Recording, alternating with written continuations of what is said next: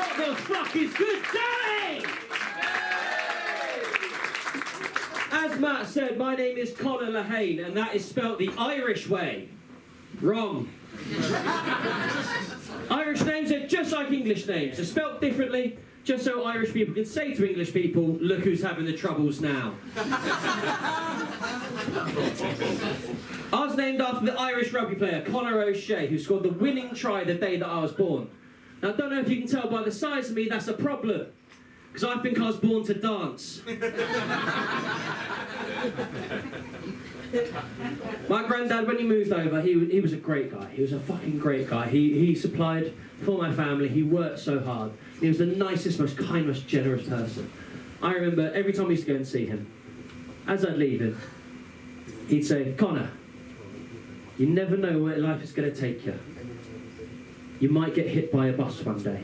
And he'd give me 20 quid. Which is a lovely thing to do. But he used to drive buses. Which made me really wonder how good he was at his job.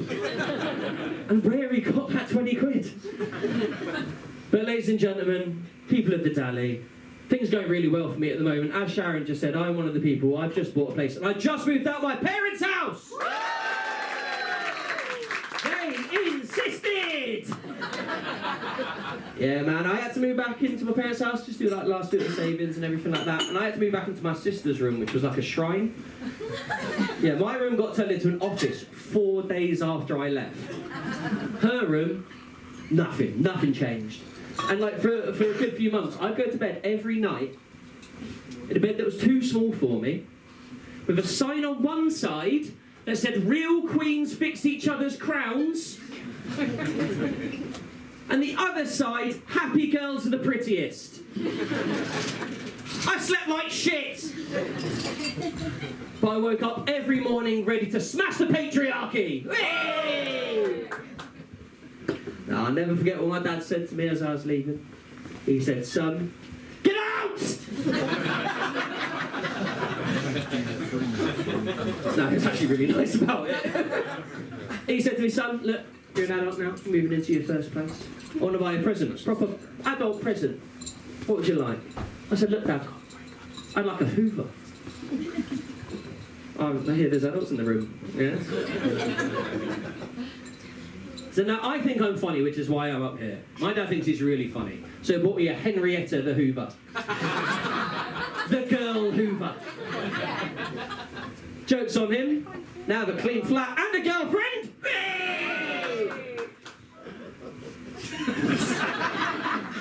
My real girlfriend is here tonight and she hates that joke. She says it sucks. I'll get every bit of the laugh. But no, I'm doing more shows recently and like, I want to look good for you lot. Like, I don't want to live long, I just want to look good. Do you know? Okay. A few people in know that, just like, don't want to live for a long time, just want to live for a good time. And like, I tried everything. I went to the gym for a bit, and I don't go to the gym anymore. So I went to the gym once, and I saw this absolutely fucking massive bloke. And he was just lifting really heavy weights, and he had a t-shirt that said Apex Predator on. So I just left. I don't want to be around a bloke who knows he's stronger than me and thinks that he can eat me. So I did the next best thing. I went onto Google and I Googled what is the easiest way to lose as much weight as quickly as possible. And Google told me is to increase your heart rate as much as you can throughout the day. So I stopped taking my anxiety medication. Gonna panic away the pounds. Fret away the fat. Cry away the calories. Didn't work. Only lost the will to live. Fuck off. So I went back to trusty old Google and I bought some weight loss pills. Alright, I bought some dodgy weight loss pills. And they just turned out to be speed. Alright? I'm eating less, but I'm chewing a hell of a lot more. Didn't work either. You can fuck off. So now I'm sad, but I'm fast. Like Liz Truss's career. Or a millionaire's trip in a submarine. Oh, fuck off! It's been enough time! But the good thing is I am quite tall. You know, I can hide the weight, like hiding it on the top shelf. And everyone thinks it's great being tall. But if my life goes to shit, I can't live in a van. I can't wear trench coats because I look like two children trying to sneak into a cinema. In my day job, everyone calls me Big Conor. I'm the only Conor.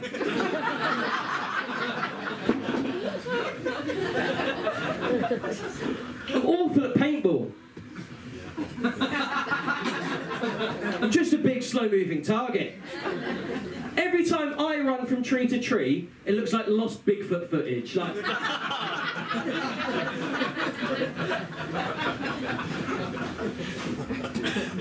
People say really dumb shit to you when you're tall.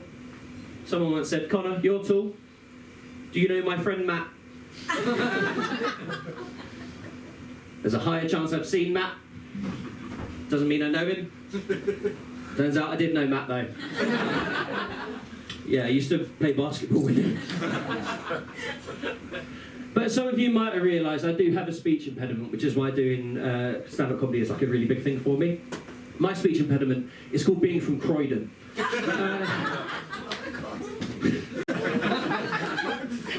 If you don't know Croydon, just keep up the good work, all right? You're on the right track. I do not want to steer you off it. Look, Croydon's the kind of place that like, is genuinely stuck in time, all right? Everyone's got swords. And I once saw somebody rob a corner shop with a crossbow. Genuinely, you can Google that. Local man sieges off licence. But my family, they come over with the Windrush generation over in the 70s. And what that meant is that growing up, all my dad's best friends were Jamaican, Caribbean, West Indian. And because of that, my dad's in a group chat. And it's called the Black Boys. And Colin.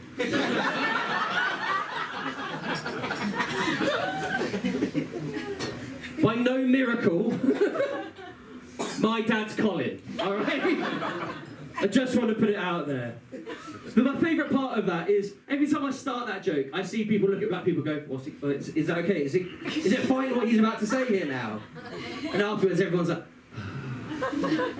But I've been doing more stand-up, and I just want to say real quick thank you all for coming out to this gig for me and Matt. Let's give it up for Matt!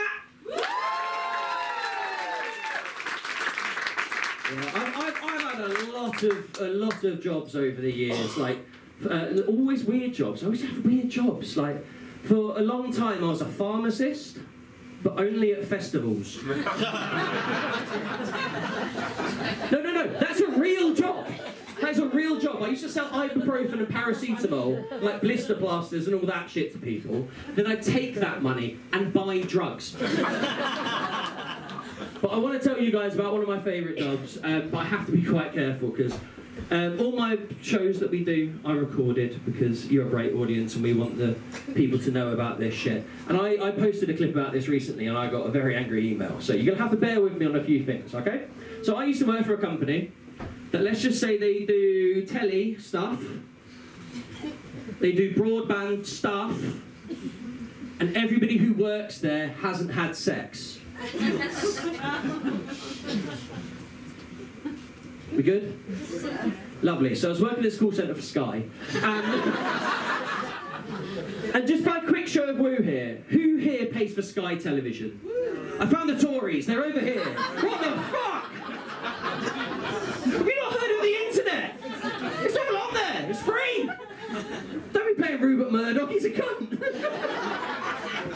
But people really give a shit about their telly. It's mad.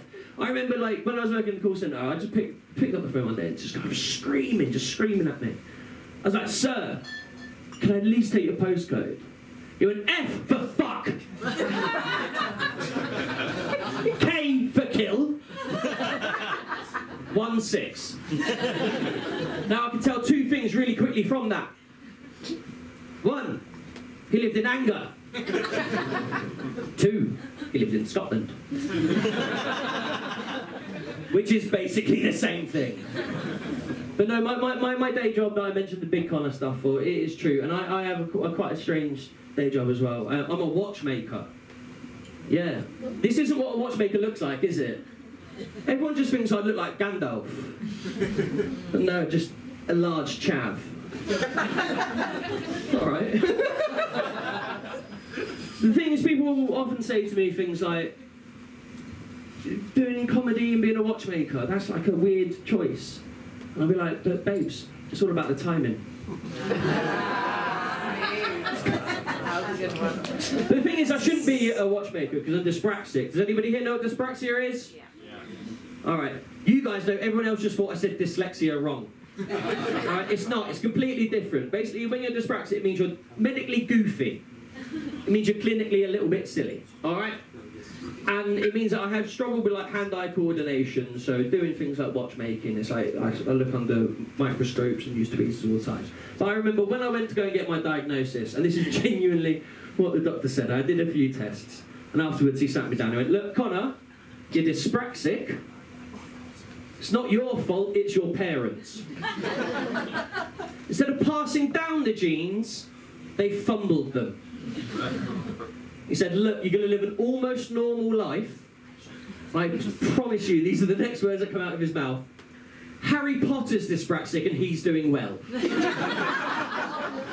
thought I'd just been diagnosed with being a wizard. I thought I was going to Hogwarts. Just turned out to be a different classroom with the other fantastic beasts. And look, you're a lovely audience, so I share this with you. Nothing in this life makes you look more like you have learning disabilities than thinking you can do magic. I've been Conor Lehane, you're in for a treat. See you soon!